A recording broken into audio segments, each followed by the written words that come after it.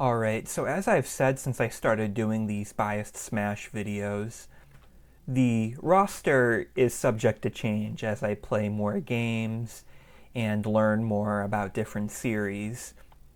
So about a year since our last update, I've got another one here. A lot more changes this time around though. If you don't want my in-depth explanations for some of these changes, this would be my final roster. This would be the rosters for 64 through Brawl. And this is the corresponding changes that would be made towards our assists, enemy mobs, and bosses. And if you're sticking around, this is what our roster looked like last year, what we'll sort of be building upon and updating.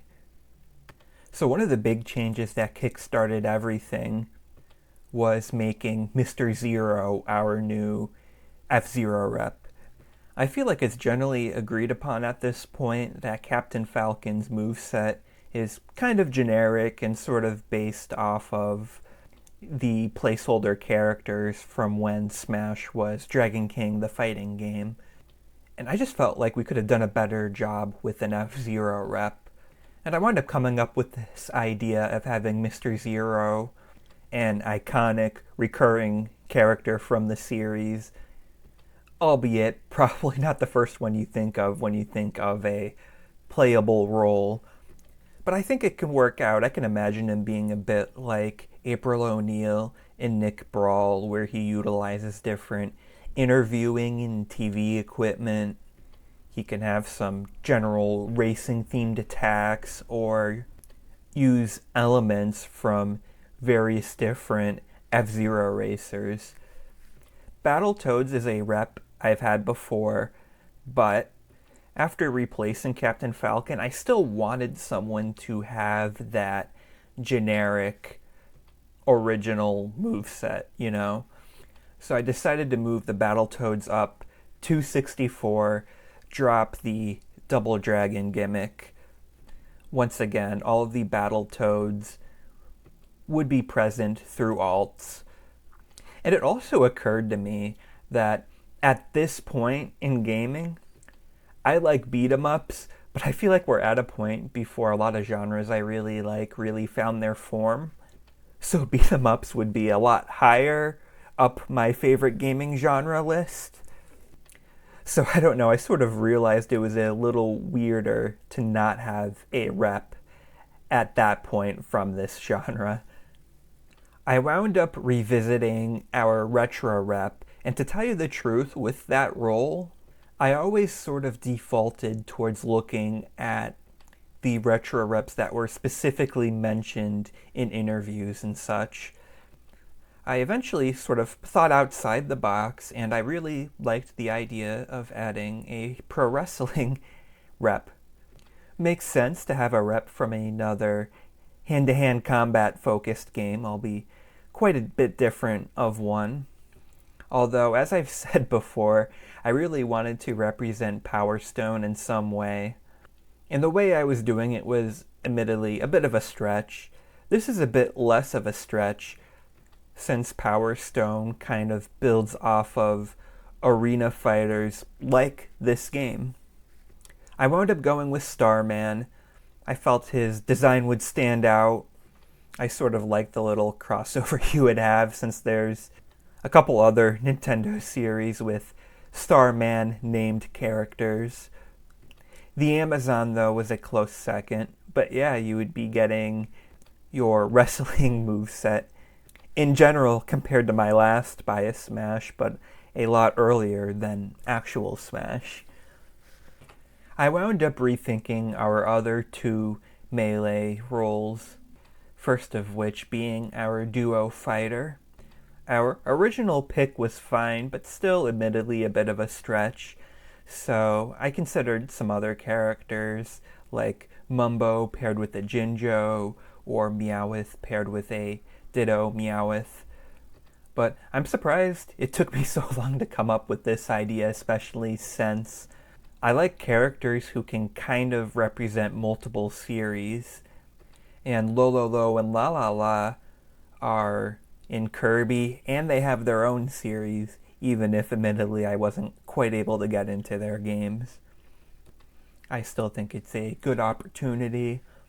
And later on, as I mentioned, I would have just done a solo version of our duo character in Smash 4 when you had those 3DS limitations, and had both roles available in Smash Ultimate, with Lolo Lala remaining independent, but now pairing Lolo Lala with their son Lulu, who I don't believe has appeared in the Kirby games, but like I said, would come from their home series, with them likely being handled similar to Donkey Kong versus the Mario series. It's kind of funny with our transforming character. Actual Smash did Zelda Sheik, and originally I thought about doing Goron and Zora Link, but now I'm moving it to the third wielder of the Triforce with Phantom Ganon and Ganondorf, where I feel like the Links stood out a bit more aesthetically. I feel like there's just so much you can do with a Ganon moveset. You can have one focus on a weapon, one focus on sorcery, or maybe you can have Phantom utilize a trident and Ganondorf utilize a sword, and they both have a bit of a different accompanying magic-based attacks. And I guess it adds a little less redundancy with technically there being 3 Links. Although I'm still okay with 2 Links, so I decided to do what Melee actually did and add Young Link as a clone, especially since we have a few extra clone slots now after some of the other changes we made. I would have probably handled things a little differently. I would probably still have Toon Link replace Young Link in Brawl, but I still would have labeled them Young Link. And then I would have had them essentially be costumes of each other from Smash 4 onward. Elvis would also now be added as a clone character. The more I think about it, I could imagine being pretty excited to be able to play as sort of that generic alien design, if you will, when I was a kid playing Melee. And yeah, maybe I wouldn't be alone in that. And finally, with our Captain Falcon clones being cut, I decided I didn't really like the idea, even though it's what Smash actually did, of having Mario as our one character with 2 clones. So I decided to give another Mario-affiliated character a clone. And in this case, too, I really like the idea of having both Rare and arcade-era Donkey Kong represented on our roster. Kind of funny to think how history might be if this actually happened, since this was right around the time Donkey Kong Jr. was kind of dropped and became irrelevant. Would he sometimes be used instead of Diddy Kong from this point? Or would they sort of just both keep appearing beside each other? Who knows? Moving on to Brawl, as I've said before, I would move our Rare movesets to other characters. I've rethought who they're going to, though. I only added Ashley for Mario because she was the only character I could really think of who I could see sort of fitting the Gruntilda moveset. But then I thought maybe this one's a little more of a stretch, but I like it better. Even though I don't know if we've seen Jack cast magic or ride a broom. I mean, he's Halloween themed, it kind of goes hand in hand. Our Perfect Dark moveset now goes to James McCloud. Gives us another F-Zero rep who kind of stands out because of his connection to Star Fox. In the past, I've given the Miis our trio character Pokemon trainer gimmick. This time, though, Miis are just going to be solo and replace the Battletoads, while we now give that gimmick to our Advance Wars rep, which I've kind of been all over the place, but I really like this new idea I came up with having a general Orange Star character with Andy, Sammy, and Max being able to switch between the 3.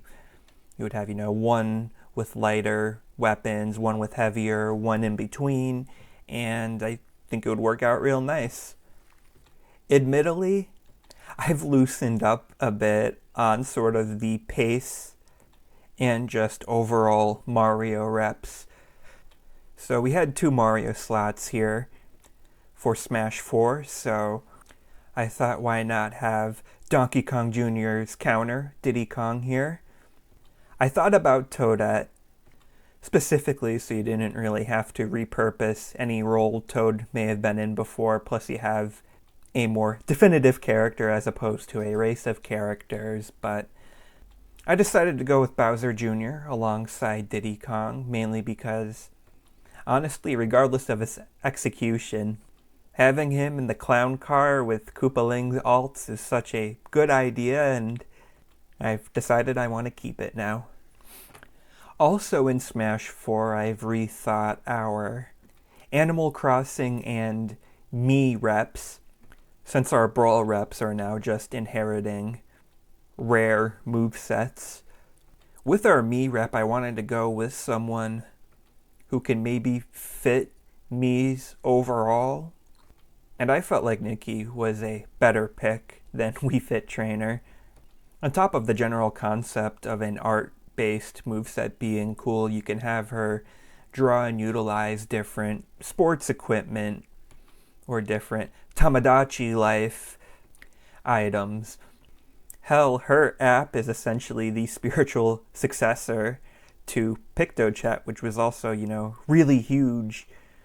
So it's not necessarily out of nowhere, I guess, when you think about it.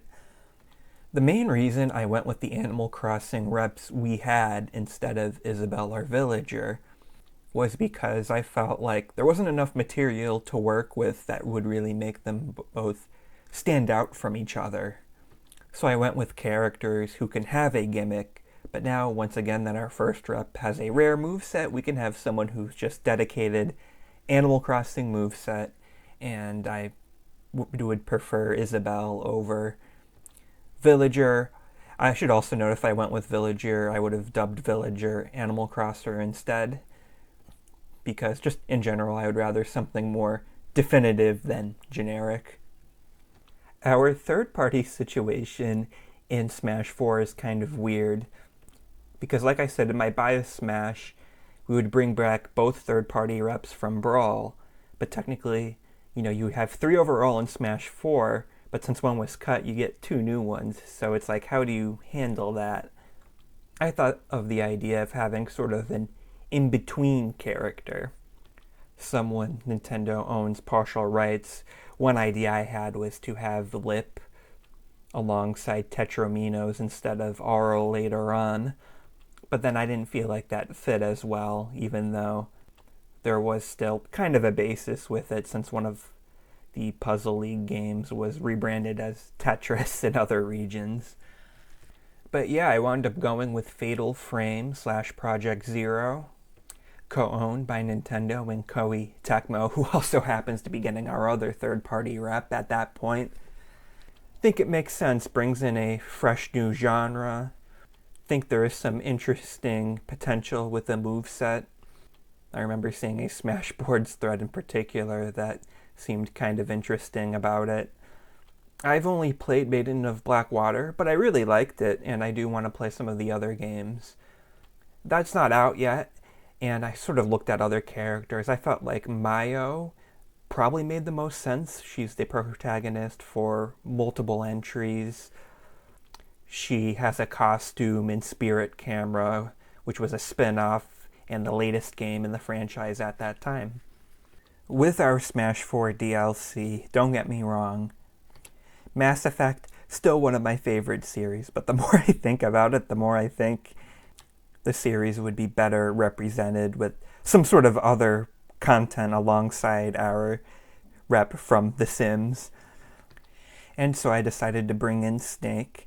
I actually just played my first Metal Gear game not that long ago and really enjoyed it. Obviously, it's something that actually happened, so not something you have difficulty potentially imagining. I think this would be around the release of Metal Gear 5, so I guess if Kojima was making the push for it, it would be kind of bittersweet, since He was still involved with the series, but it was around the time he was having his falling out with Konami. And with this change, I felt like Big Boss was a better fit for our future third-party Echo, ironically coming alongside Tails, since where they would be added in different games in my biased Smash, you would have our first two actual Smash third-party series being our first two getting Echoes. I wound up completely redoing our Xenoblade reps. As much as I liked the ideas we had, I don't know, I began to feel a little weird about not having Shulk playable, even if it isn't as surprising or as unique as it could have been. And I switched our second rep to Fiora since I really like the Pyramithra gimmick, but it felt a little late, and like I said, at this time, Xenoblade 1 was getting another re-release, and I feel like you can kind of do the same thing you did with Aegis with Fiora and Mecha Fiora, so we're going to go with that now. With our final Zelda rep, one of the main reasons I picked Hestu was because you can reutilize the music gimmick KK from Animal Crossing would have had, but since he's not here anymore, I decided to switch this rep as well to be King Rhoam, possibly renamed Hyrule King or something like that. Felt like I could easily imagine him utilizing a lot of Breath of the Wild elements, since he's the one who teaches Link a lot of them. Old Man alt would be pretty nice too. We had one more spot for a Nintendo rep, and I decided to give it to Ridley. I'm not really into Metroid, but I can't deny Ridley's a pretty cool character, obviously had a lot of moveset potential. He would probably be first on the chopping block if I discover a new character I want to add, but for now, he makes the cut. For some Echo Fighters, though, I've once again changed my mind on what we do with Pikmin. Like I said, the character choices we have are kind of interchangeable. I wound up leaning towards Louie this time because I thought of the idea of him potentially having a unique final smash, in addition to some of the newer Pikmin that could help him stand out a little more. And that's not an opportunity that I was sure that the other characters really had, even if he doesn't stand out as much aesthetically, in my opinion. Because of our Perfect Dark situation, I wanted to have one other character with two Echo Fighters of them, and I decided to be a little nicer to Pokemon and add Raichu. Thought it would be cool to, in general, have a full evolution line playable. Plus, I mean, if Smash 64 had a couple more characters or Melee came out earlier, Raichu would have made it in instead of Pichu. I took a bit of a different approach this time towards third-party characters.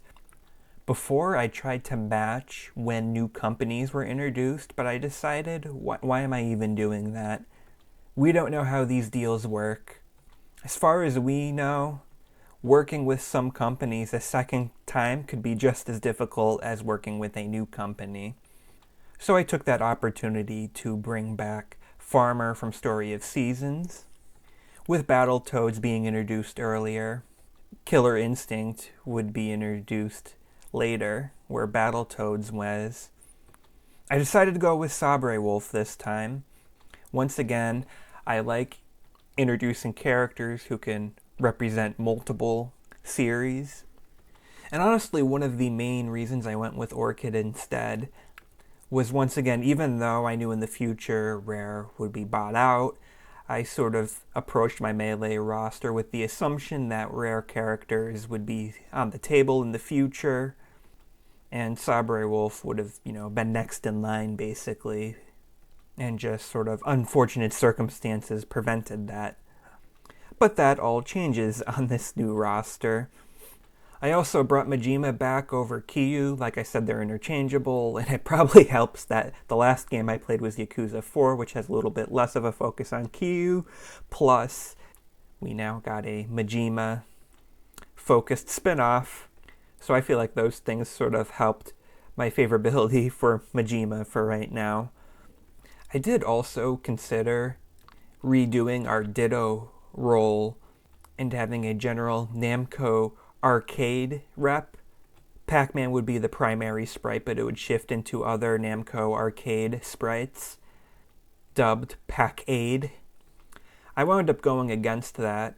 That was sort of what I was thinking in the farmer role. And if I did do that, I may have also had a Pokemon trainer rep that would have used summons of smaller Pokemon, since at that point Ditto would have been copying the Pac-Aid idea. I wanted to bring back the rhythm-based moveset as DLC in Ultimate that I previously had with other reps, and I was more of a Guitar Hero Rock Band person, but I still like DDR. I feel like it makes more sense being still active and seemingly popular in more regions. Looked through some popular characters, thought Disco seemed pretty iconic and would stand out on our roster. And finally, our big finale is no longer Master Chief, it's going to be Cloud. I played through the remake recently, really enjoyed it. Playing through Rebirth actually right now as I'm recording this, but that's a topic for another video. And thought it made sense, and I could imagine too, in this reality, with the Smash Ballad, that without Cloud, maybe Sora doesn't get as many votes, or maybe Final Fantasy characters get more votes overall. So you can maybe still play that angle with it that you couldn't necessarily do with Master Chief. I would normally go through our cuts and why certain characters weren't more priority. But obviously, like I said, a lot of changes. This went on long enough. I'm not going to really bother this time. I would also normally go through stage changes, but to tell you the truth, I've been rethinking my approach towards that in general. So that might become another video or a link to an image or document or something in a pinned comment when I finish that up. But I didn't want to wait to get this out either before I make my decisions there.